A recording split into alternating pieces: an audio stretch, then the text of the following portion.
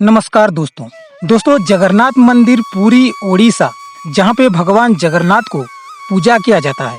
जगन्नाथ मतलब पूरे जगत के नाथ, जिनके 108 अलग अलग नाम हैं, जैसे कि जगा, कालिया, नीलमाधव, चौकाडोला, ऐसे अनेकों नाम से उन्हें बुलाया जाता है। भगवान जगन्नाथ, जो कि भगवान विष्णु के एक अवतार माने जाते हैं, या फिर यूं कहें तो ये भगवान श्री कृष्ण के एक अंश हैं। इस मंदिर में भगवान जगन्नाथ के साथ उनके बड़े भाई बलभद्र और बहन सुभद्रा को भी पूजा किया जाता है। दोस्तों, ये मंदिर एकलौता ऐसा मंदिर है जहाँ पे पूजे जाने वाले भगवान भाई बहन हैं। तो चलिए मंदिर के बारे में थोड़ा विस्तार से जानते हैं। दोस्तों, इस मंदिर का इतिहास हजारों साल पुराना है, जो कि जुड़ा हुआ है द्वापर युग से। भगवान श्री कृष्ण के मृत्यु के बाद जब उनका अंतिम संस्कार होने वाला था, तब उनके बड़े भाई बलराम ने कृष्ण के मृत शरीर को लेके समंदर में कूद गए और उनके पीछे उनकी बहन भी चली गई। तब भारत के पूर्व में एक राजा थे जिनका नाम था इंद्रद्युम्न, जिन्हें ये सपना आया कि भगवान कृष्ण के अंश पुरी के समंदर किनारे तैर रहा है और उन्हें भगवान के प्रतिमा का स्थापना करना होगा, वो भी लकड़ी के बनाया हुआ। जब राजा पुरी के समंदर किनारे गए तो उन्हें भगवान के अंश मिले और उन्होंने ये निर्धारित किया कि उनको मूर्ति और मंदिर स्थापित करना होगा। तो राजा मूर्ति बनाने के लिए एक मूर्तिकार ढूंढ रहे थे, जो कि लकड़ी से मूर्ति बना सके। तब भगवान विश्वकर्मा एक बूढ़े मूर्तिकार के रूप में, जिसको बढ़ई कहा जाता है उड़िया में, राजा के सम्मुख प्रकट हुए और मूर्ति बनाने का दावा किए। लेकिन मूर्तिकार ने एक शर्त रखा मूर्ति बनाने से पहले। उनका शर्त ये था कि उनको एक बंद कमरा दिया जाए और जब तक मूर्ति बनाने का काम खत्म ना हो, उस दरवाजे को कोई भी खोल ना पाए। और राजा ने मूर्तिकार की ये शर्त मान ली। उन्हें एक कमरा दिया गया और उनको बंद किया गया। बूढ़े बढ़ई ने मूर्ति बनाने का काम चालू कर दिया। कुछ दिन काम करने के बाद अंदर से आवाज आना बंद हो गया। तब राजा को बड़ी चिंता होने लगी। ऐसे फिर कुछ दिन बीत गए। राजा का सब्र टूटने लगा। उनके अंदर ये सवाल उठ रहे थे कि बूढ़ा बढ़ई बिना खाए पिए इतने दिनों से अंदर काम कर रहा है, कोई आवाज भी नहीं आ रही, कहीं उनकी मृत्यु न हो गई हो। आखिरकार राजा के सब्र का बांध टूट गया और उन्होंने दरवाजा खोल दिए। उसके बाद उन्होंने जो देखा, उनको वो यकीन नहीं हुआ। अंदर कोई नहीं था। बूढ़े कारीगर अदृश्य हो गए थे। वो बस छोड़ गए थे तो 3 अधूरे बने हुए मूर्तियां। राजा को बढ़ई की शर्तें याद आई और उसे ये भूल का पश्चाताप हुआ जो उसने दरवाजा खोल के किया है, और उसे मिले 3 भगवान के अधूरे बने मूर्तियां। तब ये आकाशवाणी हुआ कि उसको मंदिर की स्थापना करनी होगी और जिस स्थिति में मूर्तियां बनी हुई हैं, उसी स्थिति में उनको स्थापित करना होगा।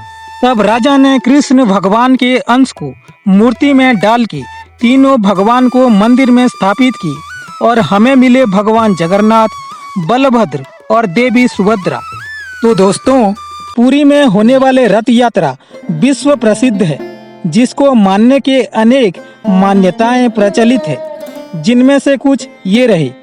माना ये जाता है, जब सुभद्रा अपने भाइयों से नगर घूमने का इच्छा प्रकट करते हैं, तो तीनों भाई बहन एक एक रथ में बैठ के नगर परिभ्रमण करते हैं। उसी को मनाने के लिए रथ यात्रा का आयोजन किया जाता है।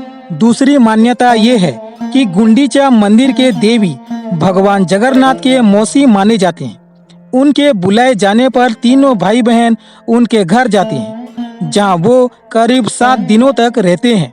उसी यात्रा को पालन करने के लिए रथ यात्रा मनाया जाता है। पुरी की रथ यात्रा हर साल जून जुलाई महीने में मनाया जाता है। अगर आप ऋतु के हिसाब से देखें तो ये आषाढ़ महीने के शुक्ल पक्ष में मनाया जाता है। ये रथ यात्रा 10 दिनों तक चलता है। यात्रा की शुरुआत जगन्नाथ मंदिर से होता है। जहां से वो गुंडीचा मंदिर तक जाते हैं। वहां पे 7 दिन रहने के बाद फिर वो वापस जगन्नाथ मंदिर में आते हैं। यात्रा में 3 रथ का इस्तेमाल होता है। तीनों भगवान को एक एक रथ में बिठाकर यात्रा निकाली जाती है। सभी रथों को भक्तों के द्वारा खींचा जाता है। जिस रथ पर भगवान जगन्नाथ यात्रा करते हैं उसे नंदी घोष कहा जाता है, जिसकी ऊंचाई 46 फीट। उसमें 16 पहिए और 4 घोड़े लगे होते हैं। उस रथ में लाल और पीले रंग के कपड़े सजाए होते हैं। भगवान बलभद्र जिस रथ में यात्रा करते हैं उसे तालध्वज कहा जाता है, जिसकी ऊंचाई 45 फीट और उसमें 14 पहिए लगे होते हैं। इस रथ को लाल और हरे रंग के कपड़ों से सजाया जाता है। देवी सुभद्रा के रथ को दर्पदलन कहा जाता है। इसकी ऊंचाई 44 फीट होती है, जिसमें 12 पहिए लगाए जाते हैं। इस रथ को लाल और काले कपड़ों से सजाया जाता है। 10 दिनों तक चलने वाले इस पर्व में हर दिन अलग अलग पूजा के कार्यक्रम चलते रहते हैं, जैसे कि छेरा पोहरा। इस रीति को रथ यात्रा से पहले निभाए जाते हैं और इसको यहाँ के गजपति राजा के हाथों से किया जाता है। इसमें मंदिर से रथ तक सोने की झाड़ू से झाड़ू लगाते हैं और उसके बाद मूर्ति को रथ में स्थापित किया जाता है। संध्या दर्शन तीनों भगवानों को गुंडीचा मंदिर ले जाने के बाद शाम को आखिरी बार के लिए भक्तों को दिखाया जाता है। उसके बाद ये तीनों भगवान मंदिर में बंद हो जाते हैं 7 दिनों तक। आधारपना ये एक रिवाज है जिसमें भगवान को 100 लीटर मीठी शरबत पिलाई जाती है।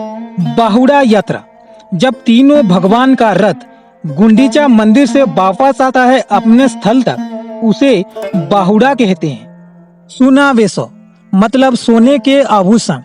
भगवान को आखिरी दिन में सोने के अलंकारों से सजाया जाता है और भक्तों को दर्शन कराया जाता है। नीलाद्रि विजय यात्रा खत्म होने के बाद जब तीनों भगवानों को रथ से वापस मंदिर में लाया जाता है, उसे नीलाद्रि विजय कहा जाता है। तो दोस्तों, कुल मिलाकर बात यह है कि पुरी में जो रथ यात्रा का आयोजन होता है वो एक ऐतिहासिक, धार्मिक और सांस्कृतिक पर्व है। लाखों संख्या में भक्त आते हैं देश और विदेश से इस पवित्र यात्रा में जुड़ने के लिए, क्योंकि इस यात्रा में कोई धर्म, जाति या कोई वर्ण का पाबंदी नहीं है। इसीलिए ये पर्व हर समाज के लोगों को जुड़ने के लिए अपनी ओर आकर्षित करता है। यात्रा में शामिल होने के लिए आए जन सैलाब को देख के आप ये अंदाजा लगा सकते हैं कि इस धार्मिक स्थल का महत्व कितना है। जय जगन्नाथ।